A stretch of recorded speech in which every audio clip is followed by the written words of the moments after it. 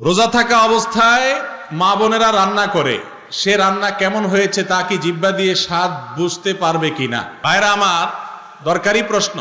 রান্না করতে গিয়ে শেফ, বাবুর্চি বা যারা রান্না করেন, মা বোন হতে পারেন, পুরুষরা হতে পারেন, তারা রান্নার লবণ বা মরিচ ইত্যাদি, মশলা ইত্যাদি, স্বাদ ইত্যাদি চেক করার জন্য জিহ্বার আগায় সামান্য একটু 1-2 ফোঁটা নিয়ে চেক করে আবার সাথে সাথে থুতুর সাথে ফেলে দিলে তাদের রোজা ভাঙবে না। এতটুকু চেক করলে রোজা ভাঙবে না।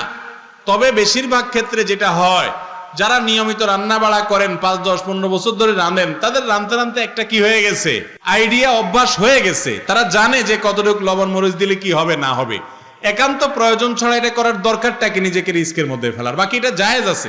এটা যদি কেউ করে, জিহ্বায় নিয়ে থুতুর সাথে ভালো করে ক্লিয়ার করে ফেলে দিবে, তাতে তার রোজা হয়ে যাবে। এই রোজা ভাঙবে, ব্যাপারটা সেরকম না।